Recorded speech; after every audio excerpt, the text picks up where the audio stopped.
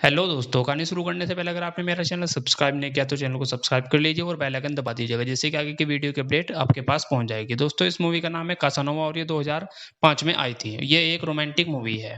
दोस्तों, कहानी की शुरुआत में हमें एक लड़का दिखाया जाता है जिसका नाम होता है कासा। और कासा एक वोमेनाइजर है। ये इसे अलग अलग वुमेन के साथ सेक्स करना बहुत ज़्यादा पसंद है। और ये इसकी पर्सनैलिटी भी ऐसी है कि हर तरीके की औरत इसको पसंद करती है। इसी वजह से ये अपने आप फेमस है और ये एक चर्च में जाता है और वहाँ पर जो चर्च की औरतें होती है उनसे सेक्स करता है। और उसके बाद इसका पुलिस को पता चल जाता है और पुलिस उसको पकड़ने के लिए आती है तो वहाँ से भाग जाता है। कासा को बचपन में उसकी माँ छोड़कर चली गई थी, उसको कहकर गई थी कि मैं वापस आऊँगी। और उसके बाद कासा यहाँ से भाग जाता है और भागने के बाद वो अपने बचपन के दोस्त के पास पहुँच जाता है, जो कि वहाँ का वेनिस शहर का मेयर होता है।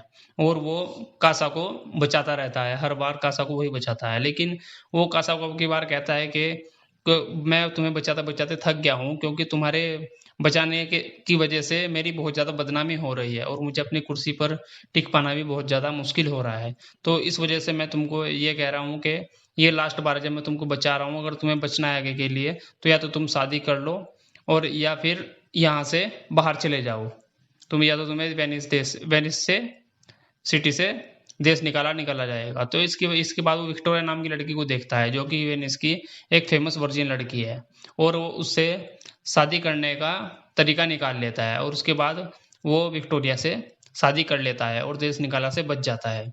और उसके बाद जब वो बाहर होता है तो वहाँ पर एक लड़की को देखता है जिसका नाम होता है फ्रांसिस्को, और उसको देखकर वो बिल्कुल पागल हो जाता है, उससे प्यार करने लगता है। और हम देखते हैं कि फ्रांसिस्का की घर की माली हालत ठीक नहीं है, उनके ऊपर काफ़ी कर्जा है। और बातों-बातों में पता चलता है कि वे वेनिस के फ्रांसिस्को की शादी एक जेनेवा शहर के अमीर से हुई जिसका नाम पेप्रिसियो जो है। और वो उससे सब उसके पिता ने उसकी शादी तय की थी और उसकी माँ उससे शादी करने के लिए दबाव बनाती है, क्योंकि उसके पास बहुत ज़्यादा पैसा है।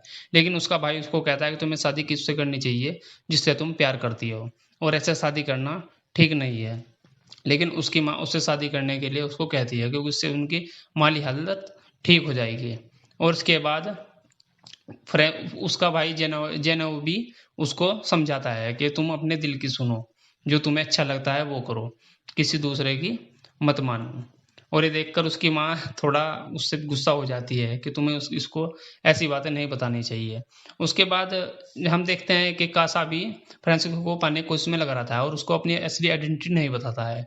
इसके बाद हम देखते हैं कि पेब्रिजियो भी वेनिस शहर में आता है फ्रांसिस्को से मिलने के लिए, और वहाँ पर कासा उसको मिलता है और कहता है कि तुमने जिस होटल को बुक किया था होटल बंद हो गया और तुम चाहो तो मैं तुम्हें अपने घर में पनाह दे सकता हूँ। और उसको अपने घर ले जाता है और उसको कहता है, मैनिपुलेट करता है कि फ्रांसिस्को तुम्हें ऐसे पसंद नहीं करेगी, क्योंकि जवान लड़की है तो तुम्हें अपना वेट लूज करना होगा और उसके बाद अपनी पर्सनैलिटी बनानी होगी, उसके बाद ही तुम्हें उससे जाकर मिलना चाहिए। और वो वहाँ से जाता है और फ्रांसिस्को को से मिलता है पेप्रिसियो बनकर। वो कहता है कि मैं जेनेवा शहर से आया हूँ। ये देखकर फ्रांसिस्को उससे पूछती है कि तुमने मुझे पहले क्यों नहीं बताया कि तुम ही पेप्रिजियो है। तो पेप्रिजियो कहता है कि मैंने तुम्हें पहले ये नहीं बताया, इसलिए नहीं बताया क्योंकि मुझे ये मालूम करना था कि तुम मेरे पैसे से ही प्यार करती हो या मुझसे भी प्यार करती हो या नहीं। लेकिन फ्रांसिस्को उससे उसके ऊपर यकीन नहीं करती है, लेकिन उसके साथ टाइम स्पेंड करने लगती है। और उसके बाद एक फेस्टिवल आता है, वहाँ पर वो पेप्रिजियो के पोस्टर देख लेते हैं और उसके बाद उसको पता लग जाता है कि कासा पेप्रिजियो नहीं है। और पुलिस वहां पर उसको आकर पुलिस पकड़ लेती है और उसको जेल में डाल देती है। और जेल में डालने के बाद विक्टोरिया बिशप से मिलती है और उसको कहती है कि जो कासा है उसने मुझे धोखा दिया है और मैं उसको सजा दिलवाना चाहता हूँ, फांसी की सजा दिलवाना चाहती हूँ, क्योंकि उसने मेरी वर्जिनिटी लॉज गिरकर मुझको छोड़ दिया। और बिशप कहता है कि इसके बदले मुझे क्या मिलेगा, और मैं तुम्हारी वर्जिनिटी भी वापस दिलवा सकता हूँ। अगर मैं सबको कह दूँ कि तुम वर्जिन हो तो कोई भी सब मेरी बात पर यकीन करेंगे। तो इसके बाद विक्टोरिया मान जाती है और बिशप के साथ इंटीमेट होती है। और बिशप भी क्योंकि बूढ़ा आदमी था तो उसको जवान लड़की मिल जाती है तो वो भी खुश हो जाता है और वो मान जाता है कि वो कासा को फांसी की सजा दिलवाएगा। उसके बाद वो हाई कोर्ट में आता है और वहां पर फ्रांसिस्को एक मर्द का रूप लेकर उसका केस लड़ती है। लेकिन जब उसको दिखता है कि कासा केस हार जाएगा तो उसके बाद वो अपनी आइडेंटिटी बता देती है और कहती है कि वो असली लड़की है जिसके प्यार में कासा है। उसके बाद उन दोनों को धोखाधड़ी के आरोप में फांसी की सजा सुनाई जाती है। और उनको फांसी देने के लिए जब बजाते हैं तो वहां पर काफी लोग इकट्ठा होते हैं, लेकिन जब उनको फांसी देने देने देने की बात आती है तो बिशप भी काफ़ी खुश हो जाता है, लेकिन तभी वहाँ पर एक गार्डियन आता है और कहता है कि आज पोप का बर्थडे है, इस वजह से आज किसी भी कैदी को फांसी नहीं होगी और सबको छोड़ दिया जाएगा। लेकिन हमें बाद में पता चलता है कि वो गार्डियन कोई गार्डियन ही नहीं है, वो बिशप के स्टेप फादर है और वहाँ वो कासा के स्टेप फादर है और वहाँ पर कासा अपनी माँ से मिलता है और उसकी माँ उससे माफ़ी मांगती है और कहती है कि मुझसे गलती हो गई थी, मैं तुम्हें छोड़कर गई थी और इतने दिनों बाद मिल रही हूँ, लेकिन मैंने तुम्हें बचा लिया है।